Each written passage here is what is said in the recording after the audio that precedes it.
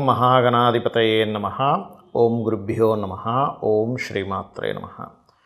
పరమేశ్వర స్వరూపమైనటువంటి జ్యోతిష, వాస్తు మరియు ఇతర అనేకమైనటువంటి శాస్త్రములను మనకు అందించినటువంటి మహర్షులకి నమస్కారం. హయగ్రీవ హయగ్రీవ హయగ్రీవేతి యో వదేత్తస్య నిస్సరతే వాణీ జహ్నుకన్యా ప్రవాహవత్. అరుణాం కరుణాతరంగితాక్షీం ధృతపాశాంకుశపుష్పబాణచాపాం అనిమాదిభిరావృతాం మయూకైః అహమిత్యేవ విభావయే భవానీం. శ్రీమాత్రే నమః.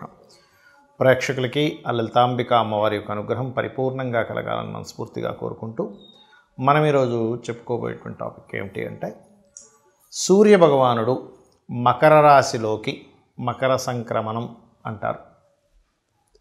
జనవరి 14వ తేదీన ఉదయం 8:59 57 నుంచి 59 మధ్యలో మారుతున్నాడు. ఒక నెల రోజుల పాటు మకర రాశిలోనే ఉంటాడు. మనకి సంక్రాంతి, భోగి, సంక్రాంతి, కనుమన 3 పండుగలు ఉంటాయి. ముఖ్యంగా సంక్రాంతిని పెద్దల పండగ అంటారు. పెద్ద పండగ అంటుంటారు కానీ పెద్ద పండగ కాదు, పెద్దల పండగ.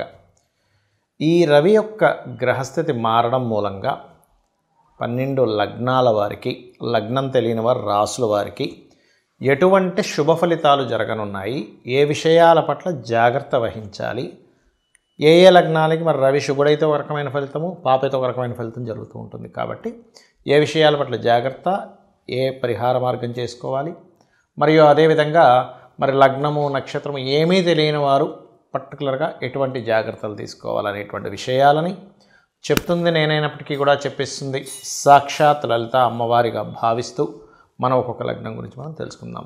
కర్కాటక లగ్నము, కర్కాటక రాశి. కర్కాటకం వారికి గనక చూసుకున్నట్లయితే రవి సూర్య భగవానుడు మీకు 7వ స్థానంలో మకరంలో సంచారం జరుగుతుంది మకర సంక్రమణం మూలంగా. దీనివల్ల కలిగేటువంటి ఫలితాలు ఏమిటి? జీవిత భాగస్వామి ద్వారా మీకు ధనం రావడము, లేకపోతే మీకు మీ యొక్క పార్ట్నర్స్ మూలంగా కొంతవరకు ఫైనాన్షియల్ గ్రోత్స్ అనేవి ఉంటాయి. కాకపోతే ఇక్కడ మీకు ఈ 7వ స్థానంలో, కేంద్ర స్థానంలోకి అక్కడికి వెళ్ళినందుకు 2వ అధిపతి ఉద్యోగ అవకాశాలు ఖచ్చితంగా వస్తాయి. ఇక్కడ ఎప్పటి నుంచో నేను గవర్నమెంట్ జాబ్స్ కోసం ట్రై చేస్తున్నానండి, లేకపోతే security related, police department, anything మీరు గవర్నమెంట్ అండర్టేకింగ్లో ఉండేటువంటిది కానీ ఇటువంటి ప్రయత్నాలు చేసేటువంటి వారికి 100% మీకు ధనయోగం అనేటువంటిది, ఉద్యోగ యోగం అనేటువంటిది చూపిస్తుంది. అలాగే విదేశాలకు వెళ్ళి ఉద్యోగం చేద్దాం అనుకునేటువంటి వారికి కూడా ఇదొక యోగం ఇస్తుంది. దీంతోపాటు వ్యాపార మూలకంగా కొంతమంది వ్యాపారాలు చేస్తుంటారు. అటువంటి వారికి కూడా ఈ రవి ఎప్పుడైతే 7వ స్థానంలోకి వెళ్తున్నాడో వ్యాపార ధనయోగాన్ని కూడా ఖచ్చితంగా ఇస్తాడు. ఇక మీరు చేయవలసినటువంటి జాగ్రత్తలు, తీసుకోవాల్సిన జాగ్రత్తలు ప్రత్యేకంగా చూసుకున్నట్లయితే, ఎట్టి పరిస్థితుల్లోని ఈ కర్కాటక లగ్నంలో జన్మించామంటేనే పూర్వజన్మ కర్మ ప్రాపర్టీతో లింకప్ అయి ఉంటుంది. కాబట్టి ఎట్టి పరిస్థితుల్లో కూడా ఏదైనా ప్రాపర్టీస్ తీసుకోవడము, కొనుగోలు చేయడము, అమ్మడము, ఇటువంటి విషయాలలో చాలా చాలా చాలా కేర్గా ఉండాలి. గుర్తుపెట్టుకోండి పర్టికులర్గా ఈ యొక్క కర్కాటకం వారు. మరియు మరొక విషయం ఏంటంటే, వీటితో పాటు వాహనాలు, నాట్ ఓన్లీ ప్రాపర్టీ, వాహనాలు, చదువుకు సంబంధించిన విషయంలో, అందులో ముఖ్యంగా ఇంజనీరింగ్ రిలేటెడ్ సంబంధించిన ఎడ్యుకేషన్ చేసేటువంటి వారు కాస్త తల్లిగారి ఆరోగ్య సంబంధించిన విషయాల్లోని ఈ మకర సంక్రమణం అనేటువంటిది ప్రభావితం చేస్తూ ఉంటుంది. ఇక మీరు చేయవలసిన దేవతారాధన, సుబ్రహ్మణ్యేశ్వర స్వామి ఆరాధన చేయండి. శుక్రగ్రహం దగ్గర మరియు రవిగ్రహం దగ్గర దీపారాధన చేయండి. అన్ని విధాలా బాగుంటుంది. సూర్యుడి యొక్క సంక్రమణం మకరంలో జరుగుతుంది కాబట్టి దీన్ని మనం మకర సంక్రమణము అంటున్నాం. అదే కుంభంలో అయితే కుంభ సంక్రమణము, మేషం అయితే మేషము, లేదా మీనం అయితే మీనము, ఇలా చెప్తూ ఉంటాం. అన్నిటికంటే ముఖ్యంగా మకర సంక్రమణం చాలా గొప్పది. ఎందుకు? ఆత్మకారకుడైనటువంటి సూర్య భగవానుడు మనకి కర్మస్థానాల్లో సంచరిస్తున్నాడు. దీనివల్ల దీన్ని పెద్దల పండగ అన్నారని మనం ఇందాక చెప్పుకున్నాం.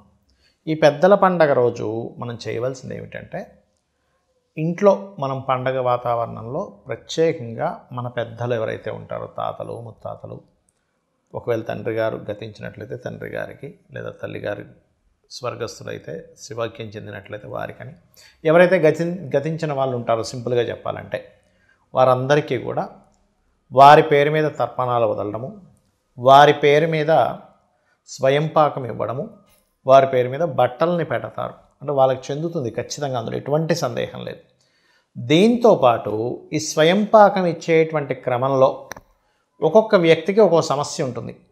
ఎప్పుడు అంటే జీవితాంతం వేధించే ఒక సమస్య ఉంటుంది. ఆ సమస్యకి స్వయం పాకంతో పాటు తత్సంబంధించినటువంటి పదార్థం దానం కనుక ఇచ్చినట్లయితే ఆ సమస్య ఖచ్చితంగా తీరిపోతుంది. అదేంటో చెప్తాను ఇప్పుడు నేను మీకు.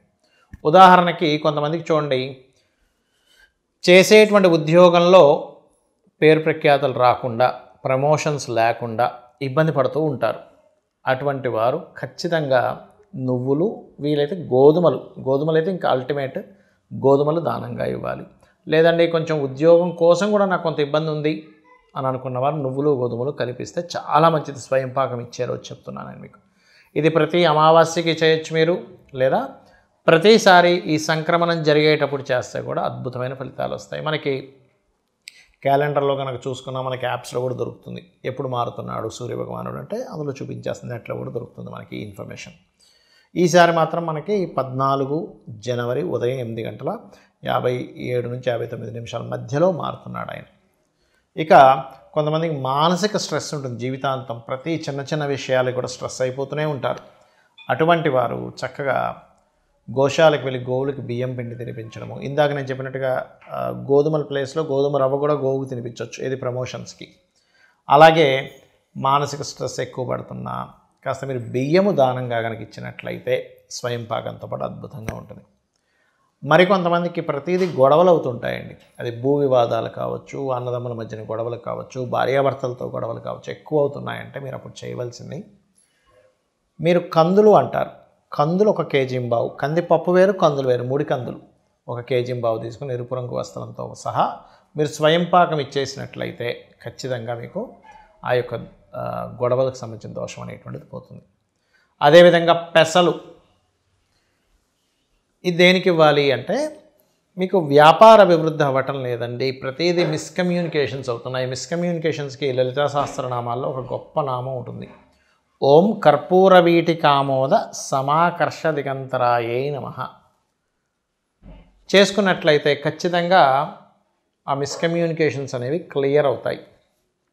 అలాగే పెసలు దానంగా ఇవ్వడం, వీలైతే గోవుకి గోధుమ రవ్వని తినిపించడం. మరియు కొంతమందికి గురుబలం లేదు, ఇప్పుడు ఏ పని చేద్దామని ఇప్పుడు గురుబలం లేదండి, గురువు సరైనటువంటి స్థానంలో లేడు అందుకే ఎదగలేకపోతున్నాడు అంటుంటారు. అది నిజమే. గురువు కనుక సరిగ్గా లేనట్లయితే జన్మజాతకంలో, గురు బలం ఉన్నప్పుడు ఉండే జాతకం వేరుగా ఉంటుంది, గురువు సరిగ్గా లేనప్పుడు ఆ జాతకాలు వేరుగా ఉంటాయి.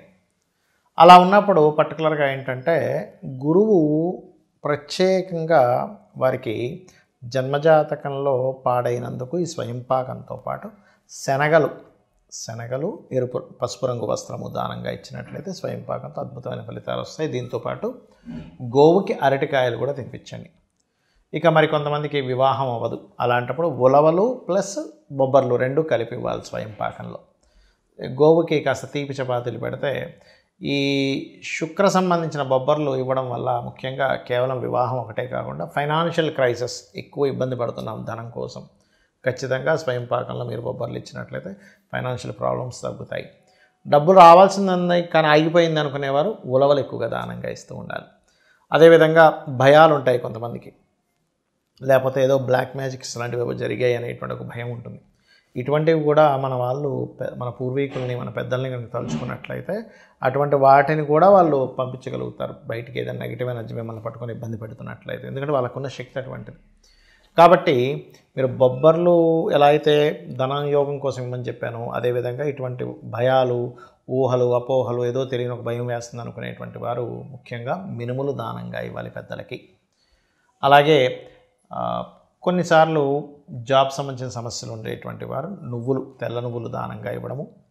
మరియు ప్రతిదీ ఆటంకం జరుగుతుంది నా లైఫ్లో, అసలు ఏమి చేద్దామన్నా నాకు ముందుకు కలిసి రావట్లేదు అని అనుకునేటువంటి వారు ఉలవలు దానంగా ఇవ్వడము, గోవుకి గ్రాసం తినిపించడం, ఇవి చేస్తూ ఉండాలి. అయితే దీంతోపాటు మీ జన్మజాతకంలో అసలు మీరు ఏ సమస్య ఎదుర్కొంటున్నారో ఆ సమస్యకి సంబంధించిన గ్రహం ఏమిటి, ఆ అధిపతి ఎలా ఉన్నాడు అనేదాన్ని స్పష్టంగా చూసుకొని మీరు అడుగు ముందుకు వేసినట్లయితే ఖచ్చితంగా మీకు సమస్య అనేటువంటిది క్లియర్ అవ్వడం జరుగుతుంది. శ్రీమాత్రే నమః.